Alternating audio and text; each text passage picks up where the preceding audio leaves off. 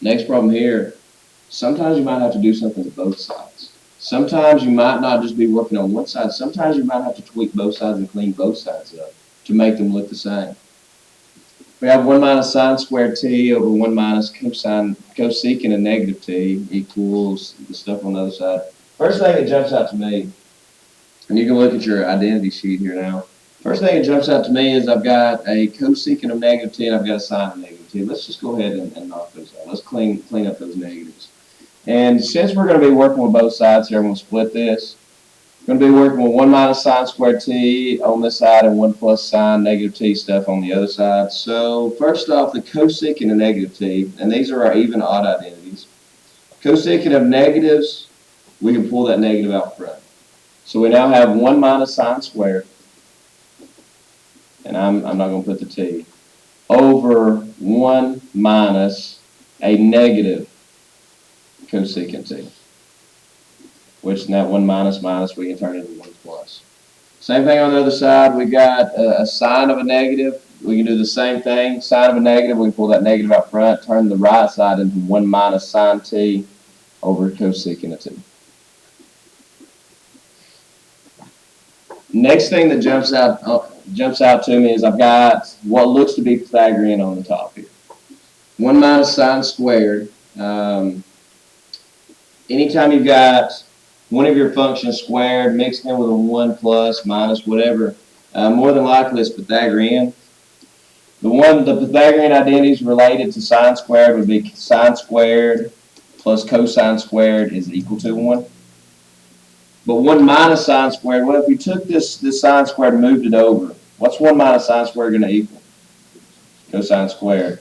So we now have this stuff equals, the top turns into cosine squared over 1 plus cosecant.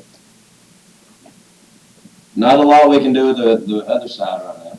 Okay, we did work a little bit with it, but not much else we can do with it. And the thing that sticks out to me now, the bottom, we worked a problem very similar to this yesterday. To where you got this 1 plus cosecant on bottom, and anytime you have 1 plus or 1 minus, just a plain cosecant or just a plain sine or cosine, try to multiply by its conjugate. And what's going to happen, and by the way, you got to do top and bottom, right? 1 minus cosecant. Multiply top and bottom by that. On top, leave it as cosine squared, don't clean it up yet, times 1 minus cosecant. You'll understand why in just a second. Divided by conjugates, multiply the first ones, gives you 1. Positive and negative cosecant gives you negative cosecant squared.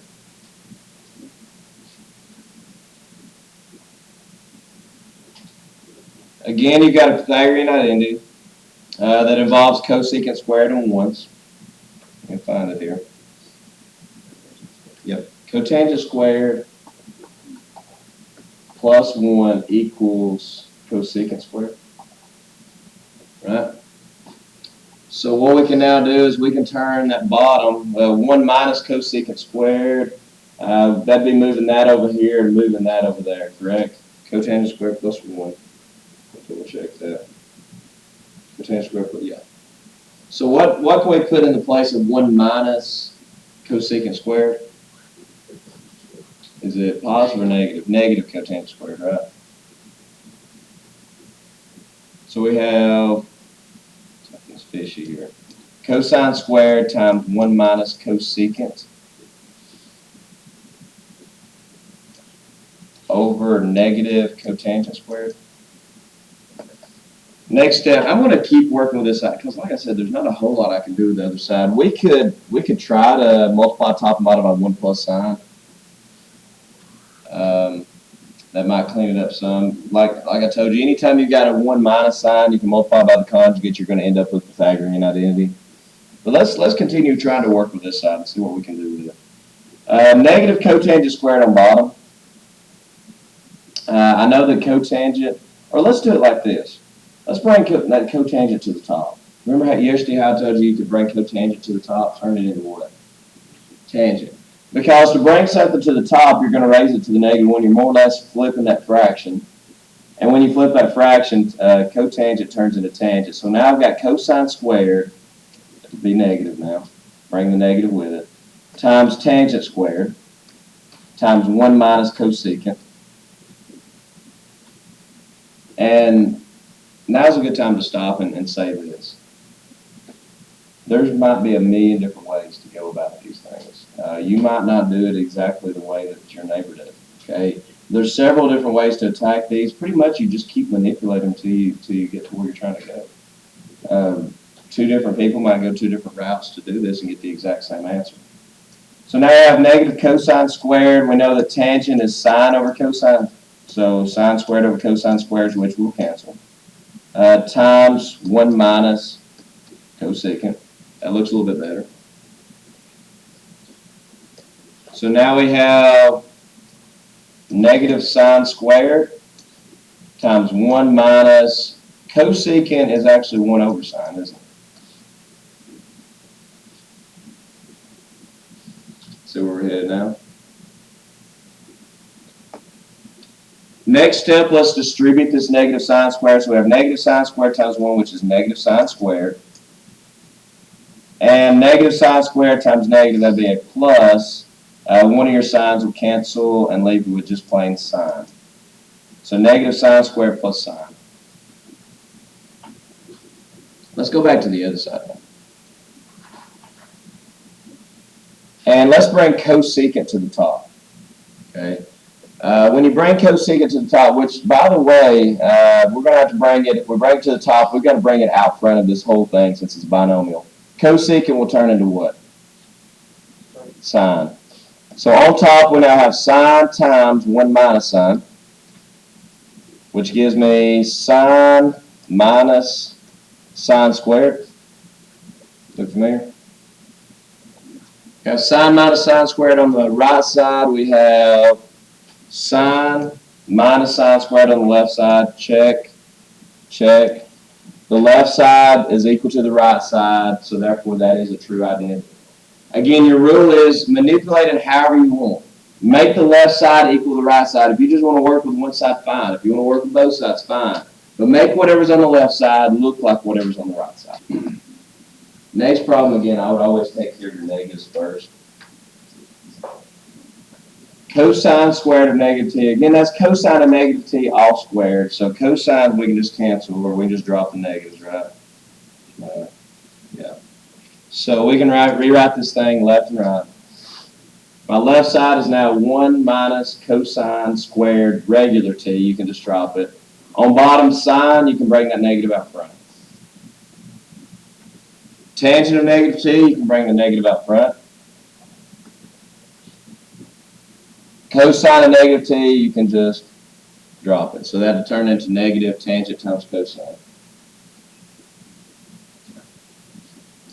Left side, 1 minus cosine squared. Well, I know sine squared plus cosine squared is equal to 1. But 1 take away cosine squared. We move that cosine squared to the right side. Parker, what can I replace 1 minus cosine squared with? Move the cosine squared to the right side. 1 minus cosine squared will equal.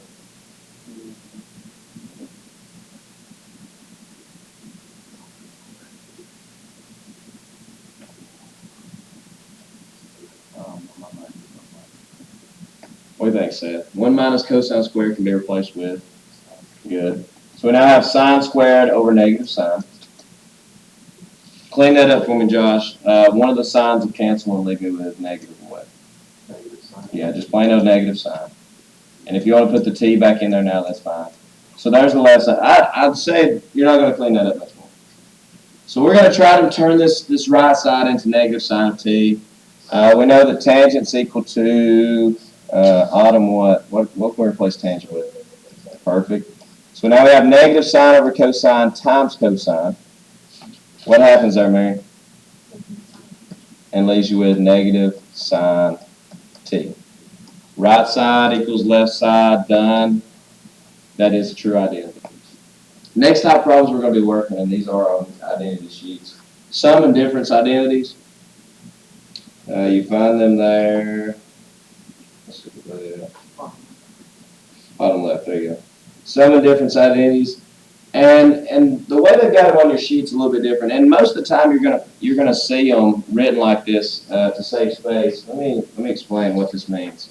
The sign on your sheet, it has alpha plus minus beta equals the sine of alpha, sine of, or cosine beta, plus minus cosine alpha sine beta. That's how it's written on your sheet. That's two different identities. Okay. Your first identity is this. The sine of alpha plus beta is equal to sine of alpha cosine of beta plus cosine of alpha sine of beta. That's your first identity. Or if you have the sine of two angles being subtracted, that's your second identity. The sine of alpha minus beta is the sine of alpha cosine beta minus cosine of alpha sine beta. So what you got in yours, in your little box there, that sum of difference identities, that's actually 6 different identities, even though there's just 3 columns, or 3 rows. Here, what I've got, there's pretty much all 6 of them split apart. So what's here is the same thing as what you have on your sheet. Let's use them. Find the exact values of the cosine of 75 degrees. Okay, well, let's think about this. We know the sine, cosine, and tangent of 0 degrees. Right in the middle, 45 degrees, and then we've got 15 degrees on this side at 30 degrees, 60 degrees, and 90 degrees. We don't know the cosine of 75 degrees. We could actually use the angles that we do know, okay, and find out the cosine of 75. And when I say cosine of 75 degrees, could we type it straight in our calculator? Yes. If you got a fancy TI-89, TI-92, could you type it straight into your calculator and get an exact answer, which is what they're looking for here? Yes. The TI-83s that we have, can you type it in and get an exact answer? No, it's going to give you a decimal. Cosine of 70 degrees, what they're asking for is an exact value, not it's an irrational number. So how do you find an exact value? You want the radicals and stuff left in there. So here's what you're going to do.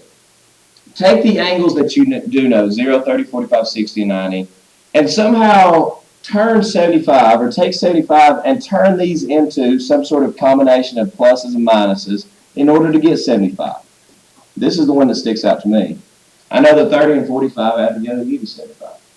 So my first step is I'm going to take the cosine of 75, and I'm going to rewrite that as the cosine of 45 degrees plus 30 degrees.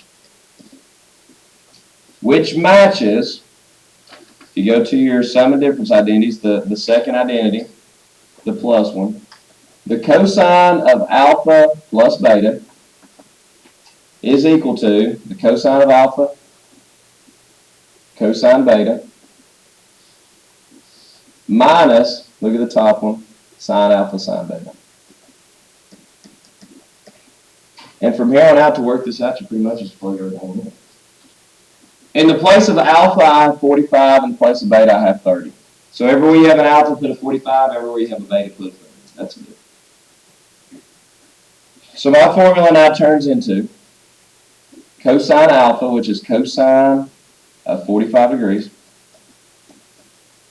cosine of beta, which is 30 degrees, minus the sine of 45 times the sine of 30. Clean them up because we know all those. We're using the identity, or excuse me, we're using the common value functions that we know in order to obtain the exact value for something that we don't know. So here we go. Let's go through these, see how much you remember. Jason, cosine 45. Remember what that is? Which, by the way, all these are first quadrant, so everything's positive. Don't worry about positives and negatives. We're in first quadrant here. That's cosine 60. Does anybody remember cosine 45? Yeah. Sine and cosine of 45 are both root 2 over 2, which, by the way, don't forget your common values because we're going to use them here on out. The second one, Michael, what's cosine 30? No, that's sine 30. Or, yeah, root 3 over 2. Sorry, that's cosine, yeah, root 3 over 2 minus. Drake, sine 45. Perfect. And sine of 30, Austin? Perfect. Now we clean it up, we're done.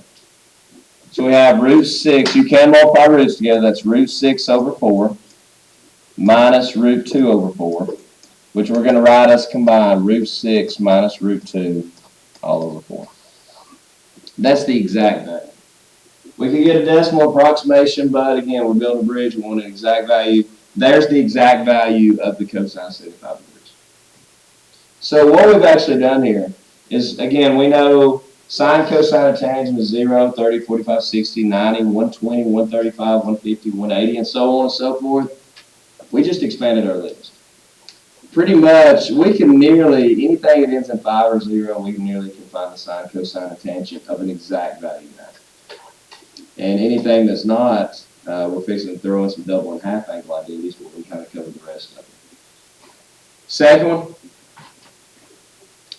find the exact value of the cosine of pi over 12. I have no idea what that angle is. So what do I normally do first? Change it to degrees. I'm not comfortable. I don't like working with radian measures. So I'm going to say that's the cosine of 180 divided by 12, which I think is 15 degrees. So the cosine of 15 degrees, I know these. I know 0 degrees, 30 degrees, 45 degrees, 60 degrees, and 90 degrees. Two different people might work this problem two different ways. That's fine.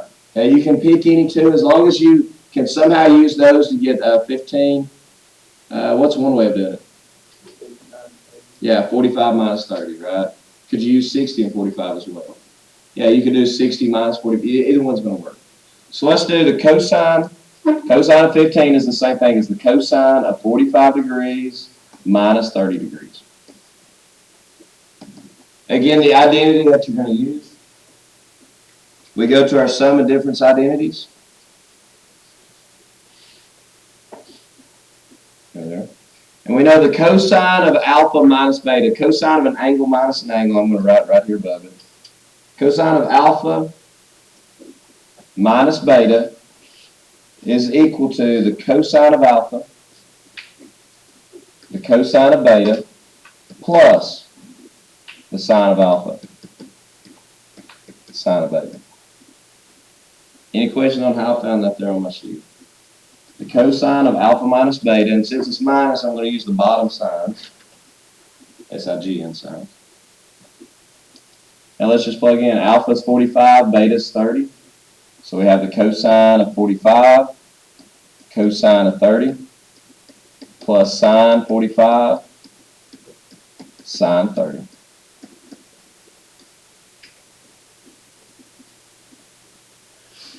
Let's practice. Parker, cosine 45. Perfect. Cosine of 30, Seth. Sine of 45, Josh. Perfect. And sine of 30, Autumn. Which is root 6 over 4 plus root 2 over 4, which looks very similar to our last answer. Root 6 plus root 2 over 4. This one we're not going to work, but let's just talk about how we would set it up. 105 degrees. What's the combination there? Cosine of, yeah, you could do 60 and 45. Is there another way we could work it? Could we do the cosine of 135? We know that. That's 345s. Cosine of 135 minus 30. There's another way you could have done it. Just letting you know, there's numerous ways to set this up, but you're going to get the same answer as you go through it. Okay, don't worry about how, if somebody set it up different from you. Alright, same thing. Let's do one for sine. The sine of 195 degrees. Again, we know, let's draw our unit circle here. We know 45, 30, and 60.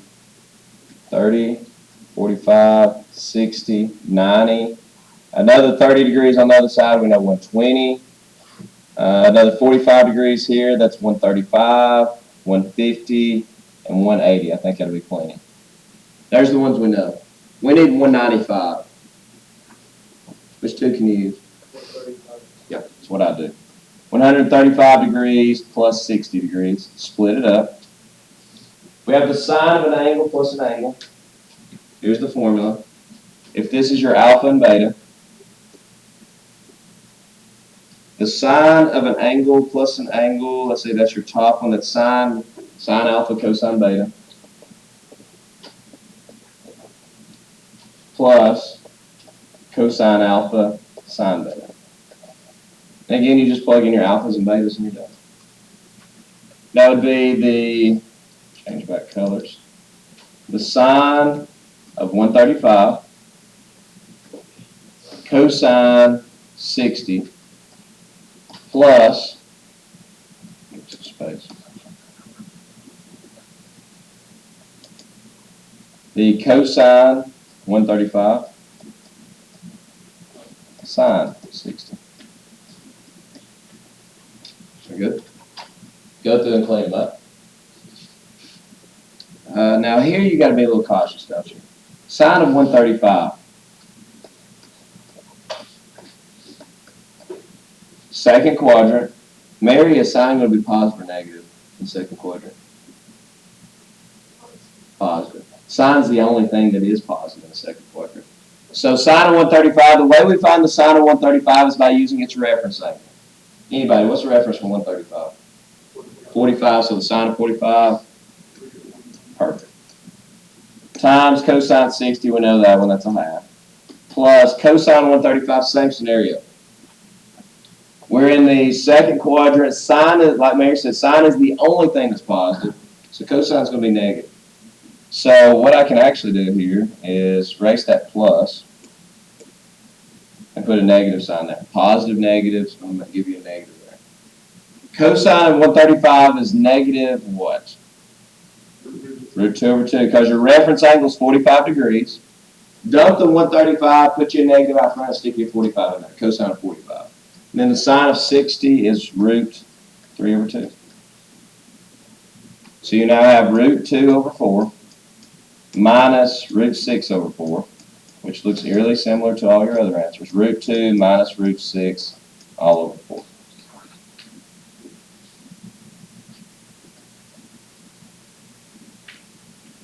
And let's finish it up with the tangent one. The tangent ones look very different.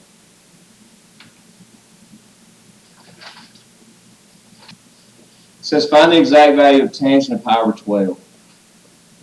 The tangent of pi over 12 is 180 divided by 12. That's the tangent of 15 degrees is what we're looking for.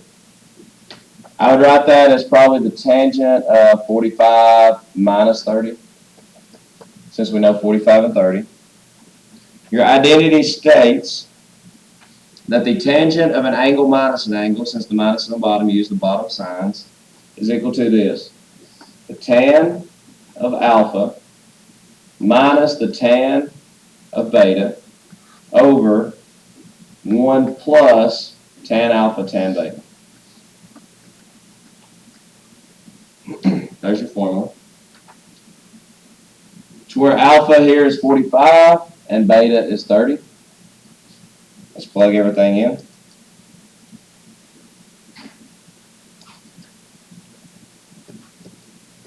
Tan 45 minus tan 30 over 1 plus tan 45 tan 30.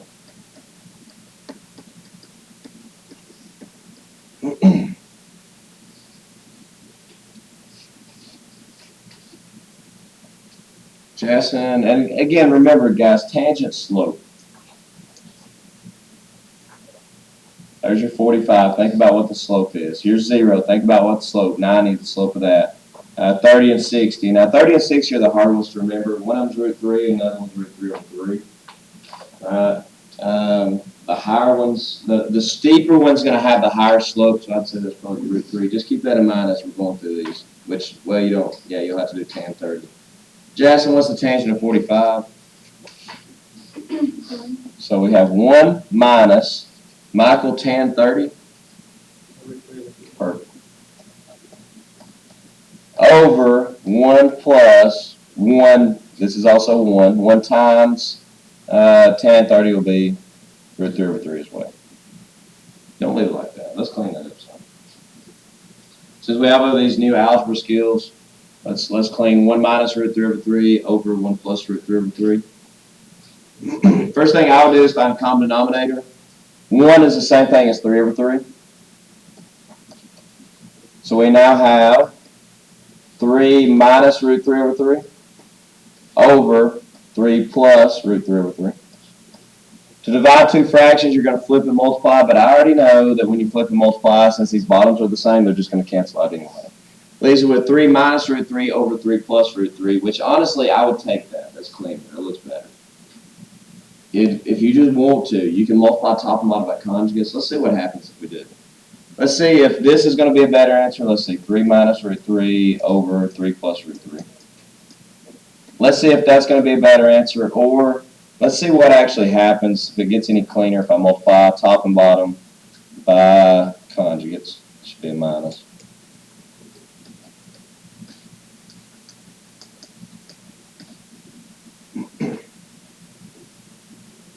The top turns into, we'd have to distribute that out. 3 times 3 is 9. 3 times negative root 3 is negative 3 root 3. Negative root 3 times 3 is also negative 3 root 3. And negative times negative is positive. Root 3 times 3 is 3. On bottom, to multiply two conjugates together, all you have to do is first and last. 3 times 3 is 9. Minus root 3 times root 3 is 3. It might be pretty clean. Yeah, I think it's going to be. On top, we can combine 9 with 3. Gives me 12. Negative 3 root 3, negative 3 root 3 gives me negative 6 root 3. On bottom, 9 minus 3 is 6. Yeah, that looks a lot better. 12 divided by 6, distributed property now. 12 divided by 6 is 2. 6 divided by 6 is 1. I'd rather have that. 2 minus root 3 looks much better. Okay. What about these identities? It's good to know them forwards and backwards. So since we've used them forwards, now let's use them backwards. Look what we've got here. The cosine of an angle times the cosine of a different angle plus the sine of an angle, that first angle, times the sine of that second angle. That looks like one of our identities backwards. We can clean this thing up. Cosine 47 times cosine of 2. Let's see. Let's look at our sum of difference identities. We've got the cosine of alpha, cosine of beta, plus the sine of alpha, the sine of beta. What's that equal to? Cosine alpha, cosine of beta, plus sine alpha, sine of beta. That's the same thing as the cosine of what? Alpha minus beta. So we can also use these things, like I said, backwards to clean it up a little bit. So we know that alpha and beta is 47 and 2. So we can rewrite this whole thing up here as the cosine of 45 degrees. 47 degrees minus 2 degrees, which is, makes sense, working backwards. The second one, same thing. We've got the sine of an angle, the cosine of a different angle, minus the cosine of the first angle, the sine of the second angle. Sine alpha, cosine beta, minus cosine alpha, sine beta. Try to find an identity that matches that. Say sine alpha, cosine beta, minus, what does that match up with? There you go. The sine of alpha minus beta. And in our problem, we know alpha is t, beta is 2t, so that would be the sine of t minus 2t, which I believe would be the sine of negative t, which if you would like to leave it like that, that's fine, or you could go one more step further, and the sine of negative t is equal to what? Negative sine of t. If you just don't want a negative angle there, you could really write it either way. Next up, and you will have several on your test like this. Find the exact value of the sine of alpha plus beta. And let's put into perspective what we're actually doing here. The sine of alpha is negative 3/5. The sine of beta, or cosine of beta, is negative 1/3. We have no idea what alpha and beta are. Now, could I? Let's just go through this. We're not going to actually do it like this when we work the problems. But the sine of alpha is negative 3/5. Sine alpha negative 3/5. Cosine beta negative 1/3. We're in alpha's in quadrant 4 and beta's in quadrant 3. Could I find out what alpha and beta are? Let's see, sine of alpha is negative 3/5. So I could do second sine, just as a review, of negative 3/5. Actually, let's do this. Let's do the second sine of 3/5 and get a reference angle. That's about a 37-degree angle. But since we're in quadrant 4, that would be, let's see, 360 minus that, because that's just a reference angle. That's about a 323-degree angle. And cosine of beta, I know, is negative 1/3. Again, I'm not worried about the negative. Let's take away the negative, just find that reference angle there, and then we know that since we're in the third quadrant, we know cosine's negative anyway. So inverse cosine of 1/3, second cosine of 1/3. Reference angle is about a 71-degree angle. But since we're in the third quadrant, that'd be 251. So I just want to put into perspective in this problem what you're actually asked to do. Find the exact, notice that word, find the exact value of the sine of alpha plus beta given these two things here with alpha in quadrant 4 and beta in quadrant 3. So what we're doing is we're actually finding the sine of 323 plus 251. We're going to be finding the sine of 574 without doing what I just did. We can actually find the sine of those two angles being added together without going through that whole process by using identities. The sine of alpha plus beta is equal to, from our identity sheet, sine of alpha cosine beta plus cosine alpha sine beta. I know from here sine of alpha is negative 3/5 times the cosine of beta is negative 1/3. So I just plug in, right? That makes sense. And we're actually going to find the sine of that 500-something degree angle without going through the process of even finding it. It doesn't even matter what the angle is. We can find the product, or the sum of the sine of those two angles without going through that whole process. But we've run into a snag, haven't we? I don't know what the cosine of alpha is. I don't know what the sine of beta is. So I've got to where I can't plug in anymore. You know, what's this value and what's this value? You can use SOHCAHTOA. Not necessarily SOHCAHTOA. Yeah, kind of. Yeah, that's what you do. We can do that. Let's try it like that. There's two different methods. I'm going to do one for the first triangle, one for the alphas, and then the other for the betas. We know that, here's alpha. We know that the sine of alpha, the opposite over the hypotenuse, is 3 and 5. What's the third side? 4. That's a 3, 4, 5 right triangle, right? So I know that, now you've got to be careful. Alpha's in quadrant 4. So since you're in quadrant 4, is cosine going to be positive or negative? All students take calculus. Positive, good. All students take calculus. So really, you don't even have to worry about the signs here. Cosine's going to be positive.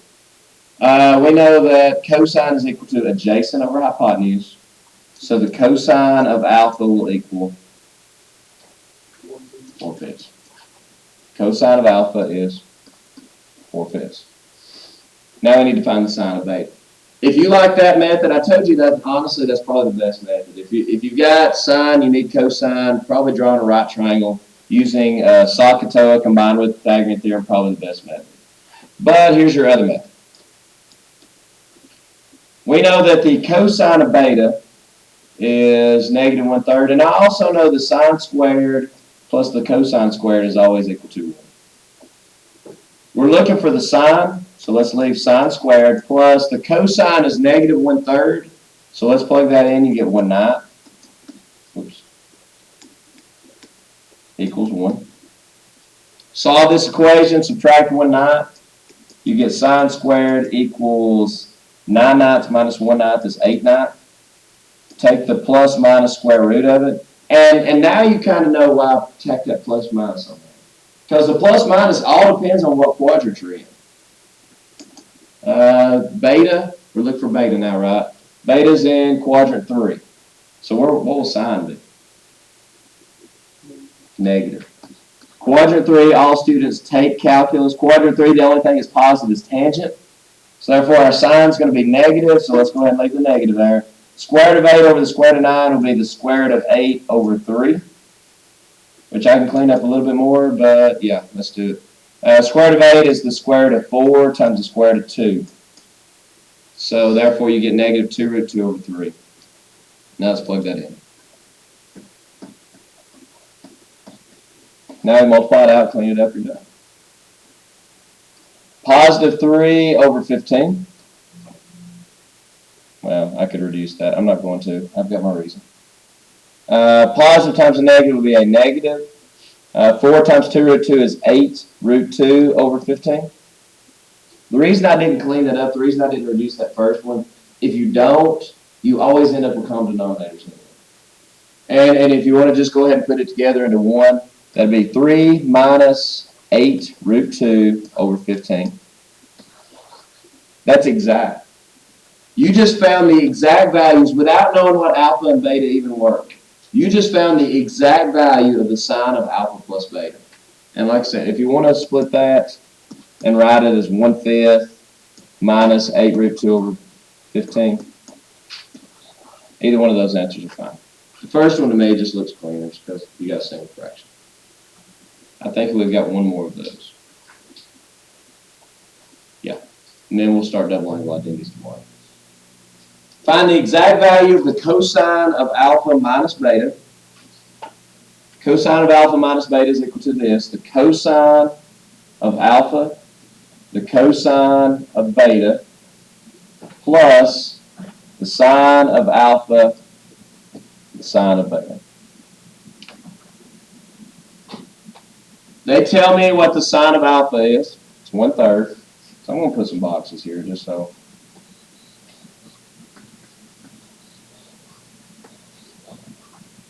We know that the sine of alpha is 1/3. Plug that in there. We know the cosine of beta is negative 1/3. Plug that in there. Both angles terminate in quadrant 2. Both are second quadrant angles. So I can go ahead and do this too. All students. The only thing that's going to be positive is going to be sine. So we're given the cosine of beta, but I don't know the sine of beta. Again, I feel like the best method is this. There's beta. Cosine of beta is adjacent over hypotenuse. 1 and 3. Don't worry about the sine. All students take calculus will take care of all the sine problems. A squared plus B squared equals C squared. X squared is 8. X will be the square root of 8. Can anybody simplify the square root of 8 for me? Careful. Square root of 8, you're close. 2 root 2, yeah. I knew what you're saying. So therefore, we were needing the sine of beta. We had the cosine of beta, which is 1/3. We needed the sine of beta. And by the way, sine is going to be positive. We don't have to worry about putting any signs in front of it. Sine is opposite over hypotenuse, so 2 root 2 over 3. Makes sense? And now let's do the same thing for alpha. Here's alpha. I know the sine of alpha is 1/3. So I know opposite over hypotenuse is 1 and 3. That kind of worked out nice, didn't it? What's going to be the adjacent side? 2 root 2. Just worked it out. Same thing. So I'm needing the cosine of alpha. Cosine, bless you. Cosine is adjacent over hypotenuse, which would be that exact same 2 root 2 over 3. Let me clean this all up so I can multiply together. So we now have 2 root 2 over 3 times negative 1/3, which would be negative 2 root 2 over 9, plus 2 root 2 over 9. That's odd, isn't it? Which will be 0. Don't it? So the sine of angle A is 1/3. Krista Hastings, come to the office. The sine of alpha, or the sine of angle A, was 1/3. The cosine of angle B was negative 1/3. Think about that situation. You've got two answers there, two angles there that's more likely going to cancel each other out. And you're technically probably finding the sine of either 0 or 180 or something like that, or 360. That's the reason it turned out to be a 0 degree for the sine of the two angles combined.